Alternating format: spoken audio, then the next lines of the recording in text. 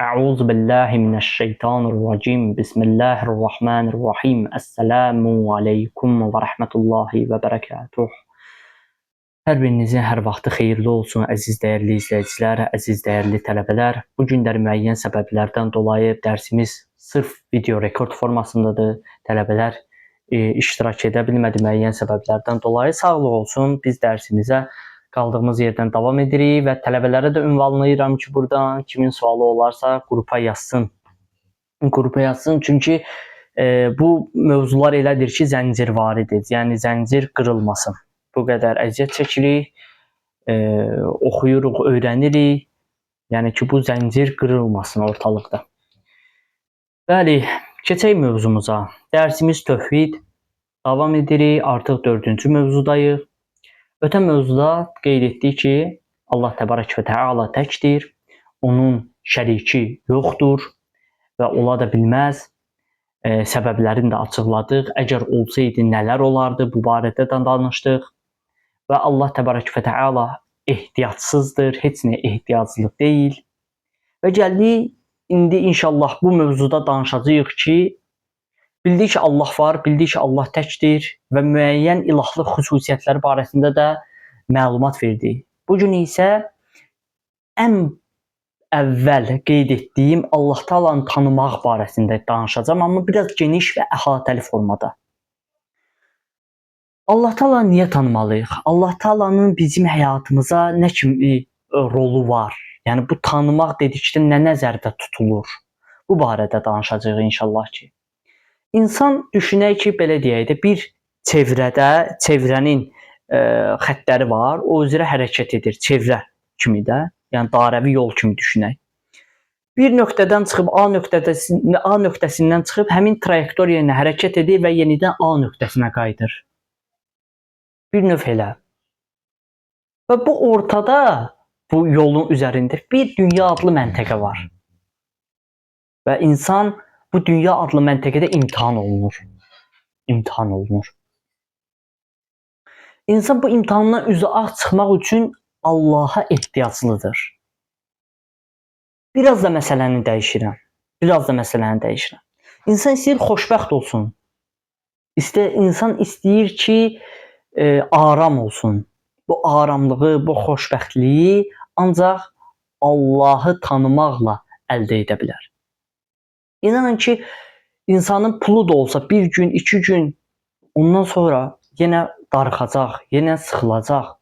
Çünki sən maddi ehtiyaclar ödəyirsən, amma insanın bir də var mənəvi ehtiyacları ki, bu günləri həm də insan barəsində danışacağıq. Qısaca da olsa bu mövzuya toxunacağıq. Və PDF də göndəriləcək qrupa. Əmir-əl-Möminin Əli əleyhissalam xütbələrin birində buyurmuşdur. Allah Teala Həzrət Peyğəmbəri Allahümme salli ala Muhammedin və ali Muhammed insanları bütlərdən ayırıb ona xidmət göstərməyə görə və şeytana itaətdən uzaqlaşdırmaq üçün haqq olaraq göndərdi. Onu Rəblərini tanısınlar deyə hökmlərini açıqladığı Quran-ı Kərim ilə göndərdi. Yəni düşünün, Allah Teala'nın insana, yaratdığı insana, sənə, mənə o qədər sevgisi var ki, bizə Peyğəmbər göndərir. O Peyğəmbər çətinliklər çəkir.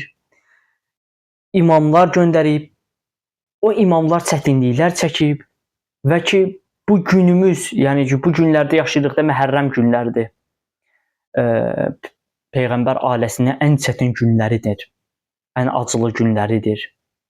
Başda İmam Zaman Ağa Cəlallah Fərəcəhu Şərif olmaqla bütün Əhl-i Beyt sevərlərə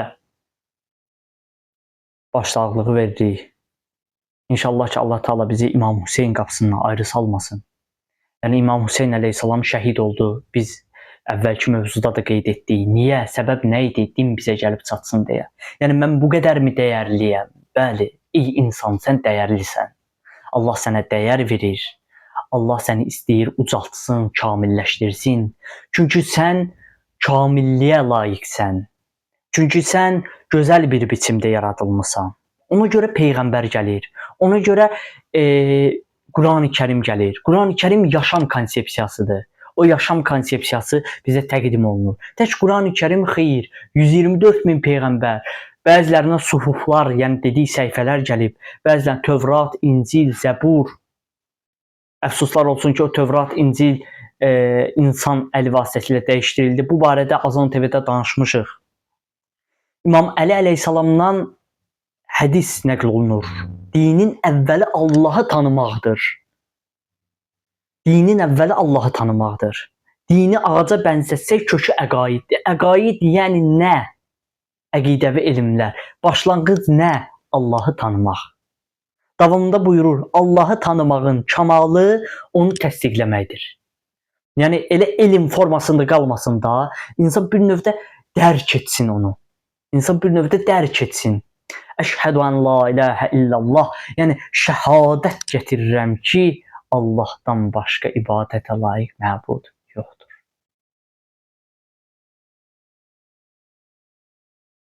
Təsdiq etməyin kamalı onu tək bilməkdir. Biləsən ki, Rəbbin təkdir. Biləsən ki, Rəbbin diridir, əvvəldir, axırdır. Hər şeyi o verir. Hər şeyi ondan istəməlisən. Və tək bilməyin kamalı nədir? Bəs İmam buyurur, tək bilməyin kamalı isə əməlləri onun üçün xalis etməkdir. Qayıdıram əvvəl nöqtəyini, axır nöqtəni birləşdirirəm. İnsanda ki, o riya hissi yaranır, o nədən yaranır? Allahı tanımamaqdan. Allahu Ekber. Allahı insan tanımasa riyakar olacaq. İmam buyurdu bunu. Deyir, dinin əvvəli Allahı tanımaqdır. Deyir, sonda isə buyurur, tək bilməyin kamalı isə əməllər onun üçün xalis etməkdir. Ya ixlaslı etməkdir. İxlasın əksi nədir? Ya rəzaləti nədir? Yəni ki, ixlaslı olmasa bir insan necə olacaq? Riyakar olacaq. Başlayacaq ona buna özünü göstərməyə. Yəni insan, sən necə acizləşdin ki, mən sənə bu qədər dəyər verdim. Allah Taala deyir, mən sənə bu qədər dəyər verdim, amma sən özünü mənə yox, mənə bəyəndirmədin, getdin, özün kimi bir insana bəyəndirdin, ondan dəyər gütdün. Ondan dəyər gütdün. Və Həzrət Əleyhissalam yenə başqa bir yerdə buyurur, Ğurərül Hikəmdə və Durarül Kəlim kitabı səhifə 81, hədis 1270-də buyurulur, Allah Taalanı tanımaq mərifətlərin ən üstünüdür. Mərifətlərin ən üstünüdür. Hətta biz Quran-ı Kərimin ayələrinə nəzər yetirsək, Zümər surəsinin 25-ci ayəsində Allahımız buyurur, onlardan əvvəlkilər də peyğəmbərləri yalancı saymışdılar və əzab da onlara gözləmədikləri yerdən gəldi. Əzab da onlara gözləmədikləri yerdən gəldi. Başqa bir ayədə biz hər bir peyğəmbərə ancaq ona Allahın izni ilə itaət olunsun deyə göndərdik. Başqa bir ayədə peyğəmbərə itaət edən kimsə şübhəsiz ki, Allaha itaət etmiş olur. Bugünkü günümüzdə təvəssül məsələsi bəzi təkvirçi cəryanlar tərəfindən bizə irad tutulur. Deyirsiniz peyğəmbərdən istəyirsiniz, deyirsiniz imamdan istəyirsiniz. Biz onlardan istəmirik, biz onları vasitə qərar veririk Allahla özümüz arasında. Necə ki, Allah Teala buyurur, peyğəmbərə itaət edən kimsə şübhəsiz ki, Allaha itaət etmiş olur. Peyğəmbər deyir ki, belə edin, deməli Allah belə istəyir deyə peyğəmbər də belə deyir. Yəni buna heç bir şübhəmiz olmasın. Bugünkü günümüzdə bəziləri əlində Quran-ı Kərimi tutur, amma hədisləri inkar edir. Əhl-i Beyti imkan edir. Halbuki onlar natiq-i Qurandılar. Natiq-i Qurandılar. Quran müəllimləridir. Çünki Quranın ayələri mütəvatir ayələri var, mütəşabih ayələr var. Əlif, ləm, mim. Burada Allahımız, əziz Allahımız nə demək istəyir? Müxtəlif, bəli, fərziyələr var ki, Allah Teala bunu demək istəyir. Əlbəttə, bunlar da isbat olunur müəyyən səbəblərdən. Amma ki, ən gözəlin Peyğəmbər bilir. Ən gözəlin Əhl-i Beyt bilir. Gərək onların qapısına üst tutaq, onlardan soruşaq. Onlar kimlər oldu? Quran müəllimləri, Quranın müəllimləri. Yəni Quran bir növ kitabdır, bir növ belə düşünək. Çünki Quran tək kitab deyil də. Yəni bu sözün bir ağırlığı var, bu kəlamların bir ağırlıqları var, həqiqəti var.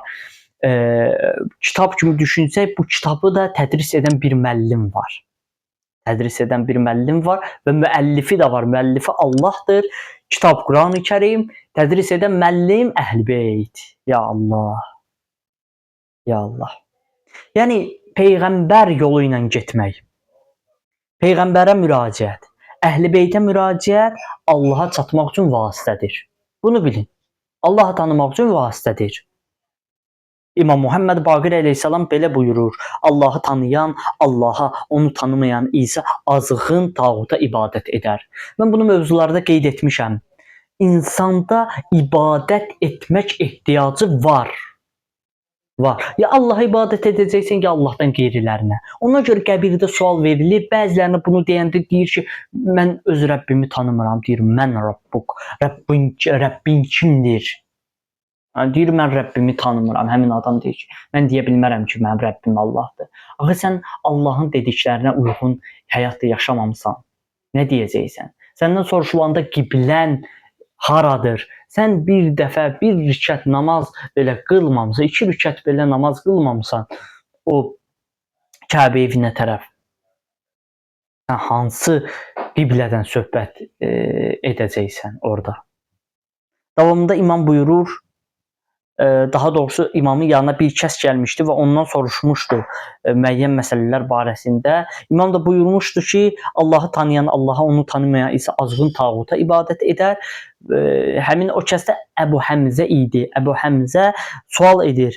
Deyir, Allahı necə tanımaq lazımdır? Yəni necə tanıyaq Rəbbimizi? İmam buyurur, Allahı və onun rəsulunu təsdiq etmək, İmam Əli əleyhissalamın vilayətini qəbul etmək, onun davamçıları olan digər hidayət imamlarına, yəni ki, digər 11 imama belə deyək də tabe olmaq, onların düşmənlərindən uzaqlaşaraq Allaha sığınmaq lazımdır. Allah Əzzə və Cəllə bu cür tanınar.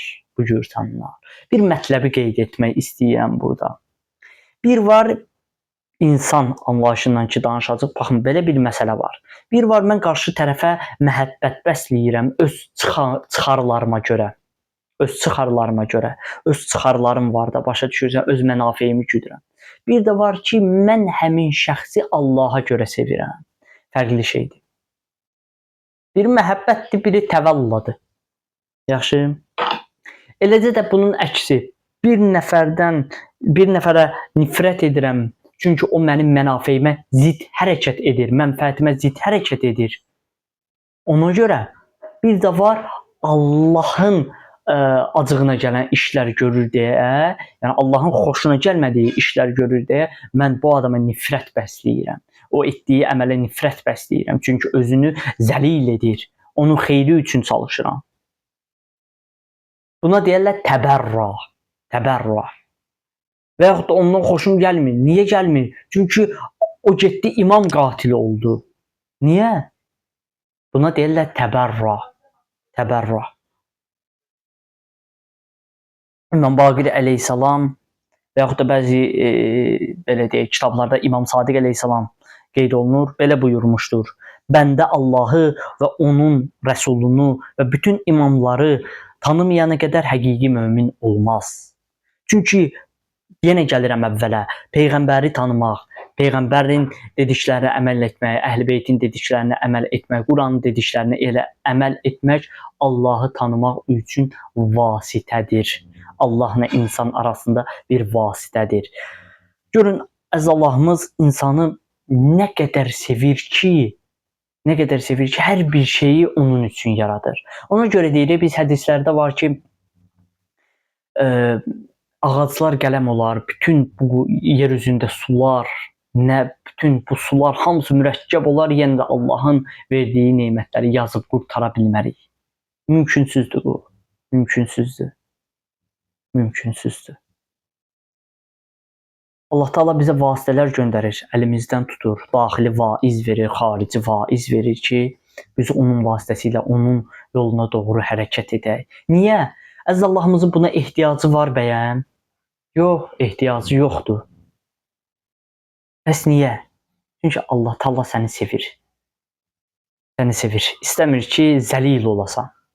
Nəinki axirətdə səni cəhənnəmə atacaqlar. Ha. Bu işin bir növ bu cəhənnəm, cənnət insanın bu dünyada ruhunu gətirdiyi bir növ halət kimi də qiymətləndirə bilərik. Ruhu o cənnət halına gətirirsən deyə şeylə cənnətə də gedirsən. Cəhənnəm halətinə gətirirsən deyə cəhənnəmə də gedirsən. Cənnət halətinə gətirmək üçün Allahla rabitədə olmaq lazımdır. Allahla rabitədə olmaq lazımdır.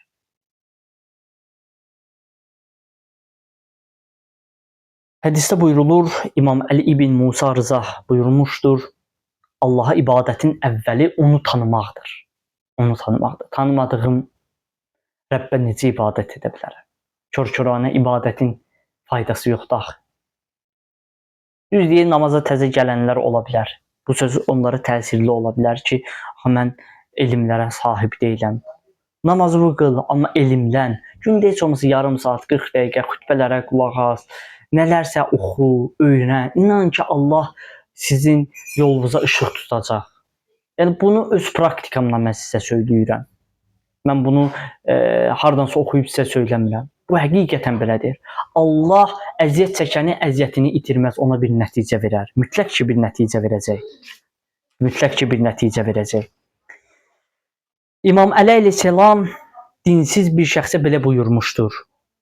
Daha doğrusu dinsiz bir şəxs gəldi imamın yanına və qayıtdı, dedi ki, siz ki deyirsiniz axirət var, siz ki deyirsiniz ki xeyri işlər görmək lazımdır. Tutaq ki yoxdur.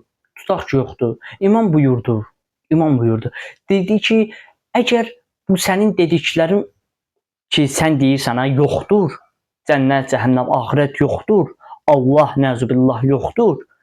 Onsuz da biz heç nə itirmirik. Biz cəmiyyətə xidmət edirik. Onun inkişafına xidmət edirik. Bəs yaxşı sən tutaq ki sənin dediklərin, yəni ki onsuz da bu belədir. İmam buyurur, deyir ki sənin dediklərin olmadı. Yəni getdin gördün ki, qiyamət var, qiyamət səhnəsi var, mizan var. Onsuz da belə daha cənnət var, cəhənnəm var. Onda sən nə edəcəksən? Yəni onsuz da biz belə heç nə itirmirik ha. Yəni o dinsiz şəxsin təbirincə desək, ateistlərin təbirincə desək ki, biz onsuz da heç nə itirmirik. Biz bundan həzz alırıq. Bu yaşamdan həzz alırıq. İnsan adi yaşam üçün yaradılmayıb. İnsan ali həyat üçün yaradılıb. Və insan cisim və ruhdan təşkil olunub.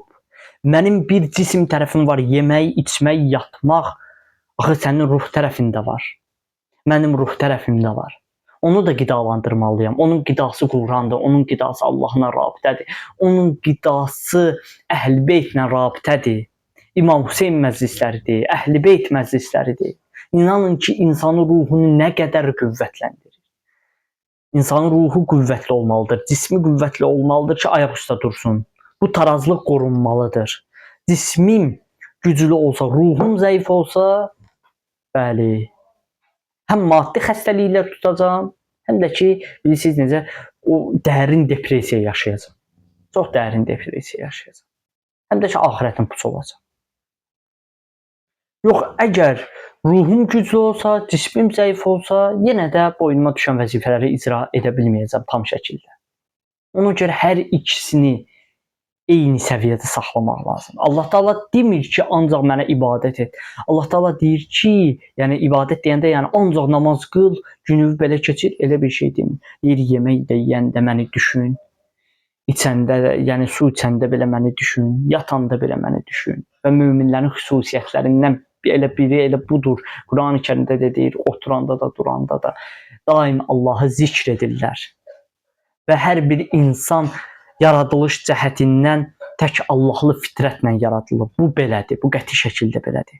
Ola bilər ki, insanda irsi xoşagəlməz xüsusiyyətlər olsun, o da müəyyən səbəblərdən baş verir. Çünki biz ötən mövzuda dedik ki, bizim dünyamız səbəb-nəticə dünyasıdır. Bu indi biraz mövzu uzundur. Niyə görə onlar baş verə bilər? Biraz da efir məsələsi olmadığına görə mən bunu səsləndirməyəcəm. müəyyən şeylər var ki, bizə buyurulur ki, bunu belə etməyin, övladınıza təsiri var. Övladınıza təsir var, onun pis əxlaq olmasına səbəb ola bilər. Amma ki, bu o demək deyil ki, o əxlaqın sonradan düzəldə bilməz. İnsan, hər bir insan təkallahlı fitrətlə yaradılır. Bu belədir. Bu qəti şəkildə belədir. O insan sonradan öz yolunu tutur. Çünki əziz Allahımız məcbur tutub saxlamayıb bizi. Ya o cəbir təhviz barəsində danışdıq da biz. Nəinki Allah bizi yaradıb baş-başına buraxıb. Bir, belə deyil. İkincisi də Allah bizi yaradıb tamamilə iradəmizi əlimizdən alıb. Yox, bu da belə deyil. Bu da belə deyil. Allah bizi yaradıb, iradə verib, seçim verib və bizə bir yol da göstərib. Peyğəmbər də göndərib, imam da göndərib, kitablar da göndərib. Bəli. Hər bir insana da seçim şansı verilir. İstəyirsən tövhid əhli ol, istəyirsən tağut əhli ol. Nəticə belə olacaq. Nəticə belə olacaq. İnsan tövbə edib bağışlana bilər. Bağışlana bilər. Tövbə qapısı açıqdır. Tövbə qapısı açıqdır. Ən böyük günah o günahdır ki, Allahın rəhmətindən insan uzaq düşdü. Günah etmirsən, səhv etmirsən, başa düşmürsən. Ya Allah, başla, o səhvi başa düşmək ilə tövbədir. Bəzilər sual edir ki, və mənim də qarşıma çıxıb sual verirlər ki, deyirlər ki, tövbə namazı var və yaxud da tövbə mən qüslu alım. Tövbənin əsas şərti budur ki, insan peşman olsun. Bax, tövbə ilə budur. Tövbə budur. Bir də haqqullah mövzuları heç əda olunmalıdır öz yerində. Haqqullah mövzularında da belədir ki, Allahdan bağışlanma dilə. Allahdan bağışlanma deyə. Şübhəsiz ki, Allah bağışlayacaq. Şübhəsiz ki, Allah bağışlayacaq. Allah Ərhəmər-Rahimindir. Ərhəmər-Rahimindir. Bismillahirrahmanirrahim. Rəhim və rəhman olan Allahın adıyla. Deyir ya. Elhamdülillahi Rabbil aləmin. Həmd olsun aləmlərin Rəbbinə. Aləmlərin Rəbbinə. Ər-Rəhmanir-Rahim. Rəhman və rəhim. Rəhmandır bütün bəndələrə. İbrahim Peyğəmbər dedi ki, bu o ki, Kəbə evi ucaldılanda İbrahim Peyğəmbər deyir ki, bu evin ətrafında yaşayanlara, yəni ki, bu Məkkə əhlinə sonsuz nemətlər verir. Daha doğrusu oranın möminlərinə sonsuz nemətlər verir. Allah Taala deyir ki, mən kafirləri də deyir verərəm. Allah Taala nə deməkdir bu? Yəni ki, mən rəhmanam, rəhman. Aman da rəhiməm də. Mənim yolumu gedən, mənim yolumda əziyyət çəkən bəndələrimə xüsusi bir nəzərim var. Xüsusi bir nəzərim var. Bu həqiqətən belədir. Digərlərinə də verirəm, amma bunları daha çox istəyirəm. İndi deyə bilərsiniz ki, bu ədalətsizlik deyil. Xeyr, ədalətsizlik deyil. Hətta bunun belə olmaması ədalətsizlikdir ki, əziz Allahımız belə bir şeydən uzaqdır. Belə bir şeydən uzaqdır. Hər bir insan öz əməllərinə görə cavabdehlik daşıyır. Situasiyalarda Allahı görmək və mən sizə belə bir tövsiyə edərəm, bu ustadların tövsiyələridir. Hər gününüzü son gün kimi yaşayın. Hər namazınızı son namaz kimi yaşayın, dadın. Onun çox böyük təsiri olacaq. Həyatınıza, əməllərinizi düzəltməyə çox böyük təsiri olacaq. İnsan düşünür ki, yaşayıram da düzəldərəm bir vaxt. Nə bilirsən sabah olacaq? Hədisdə var, deyir, dünən olub keçib, sabah nə bilirsən ki, sabah olacaq, deyir, ikisi arasındakı qənimət bil. İnsanın yaşamı azanla namaz arasındakı fasilə kimidir. Birinci, sən doğulanda qulağına azan oxunur, iqamə oxunur, öləndə isə azansız sənin namazın qılınır. Gör, dünya həyatı necədir? Bax, balaca, bir balaca bir an. Amma bu sərmayədir. Ömür sərmayədir. Bax gör harda keçirdirsən. Və Allah qatında ən üstün insan təqvalı insandır. Təqva ilədir. Birinin varı var? Yox. Biri daha çox namaz qılır? Yox. Birinin elmi çoxdur? Yox. Təqva önəmlidir. Və insan ictimai, sosial bir varlıqdır. Allaha çatmaq üçün inzivaya çəkilmək düzgün bir şey deyil. İnsan cəmiyyətin içində yaşayıb Allaha çatmalıdır. və insanın əməllərinin 3 təsiri var ki, bunu İslam əxlaqında da qeyd edirik. İslam əxlaqı mövzularında da insanın ruhiyyəsinə təsir edər. 1, insanın axirətinə təsir edər və insanın qəza və qədərinə təsir göstərir. Bu sistemin özünə təsir göstərir. Səbəb-nəticə dünyasına təsir göstərir. Atalar sözlərində də var, nə tökərsən aşına, o da çıxar qaşığına bax. Bu həmin məsələdir. Və insan daim hərəkətdədir. Hətta yatsa belə hərəkətdədir.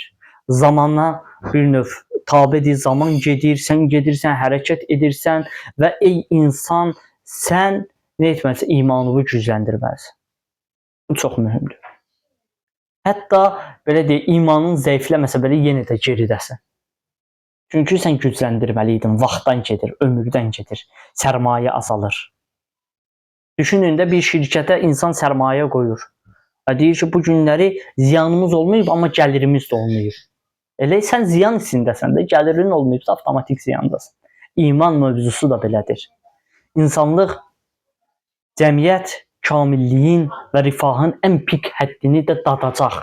Bugünkü günümüzdə dünyada ədalətsizlik bu demək deyil ki, bu ədalətsizlik belə də davam edəcək. Xeyr, bu belə davam etməyəcək. Məhdəviyyət mövzularında açılır bu mövzular. İmamın zuhru, İmam Zaman Ağa Cəlallah Fərəgahı Şərifin zuhru Allah ona nəsib edir. Nəsib edəcək inşallah ki, qismət olar biz də bunu görərik. O ağanın zuhrunu və onun dövrünü. Bilirsiniz nələr qeyd olunur? Onun dövründəki rifah səviyyəsindən bilirsiniz nələr qeyd olunur. Və tövsiyə edirəm hər bir şəxsə ki, öz imamın tanısın, dövrün imamın tanısın. Tanımayan şəxs hədislərdə var ki, cahiliyyət ölümü ilə ölər. Cahiliyyət ölümü ilə ölər. Allah uzaq eləsin bizdən belə bir şeyi. Hətta insan gəlib elə bir səviyyəyə çata bilər ki, bu mələklərdən də üstün ola bilər. Mələklər belə insana bir növ səcdə edə bilər.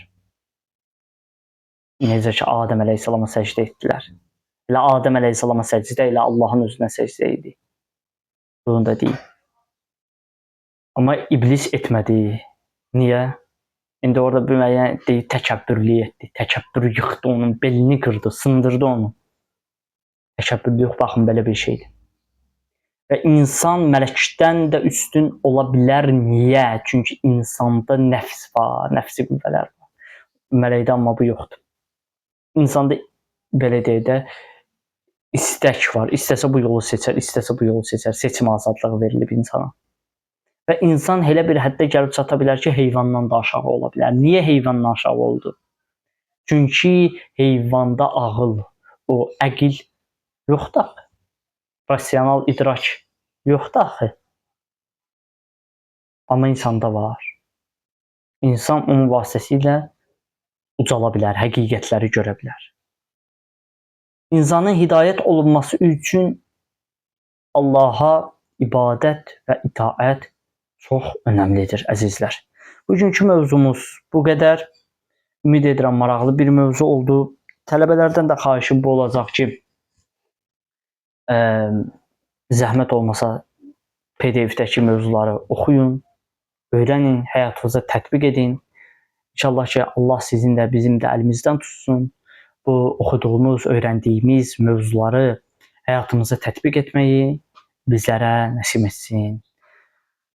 Mövzularımızın bərəkətli olması üçün Peyğəmbər və Ali Peyğəmbərə səlavat gətirək. Allahümmə salli alə Muhammed.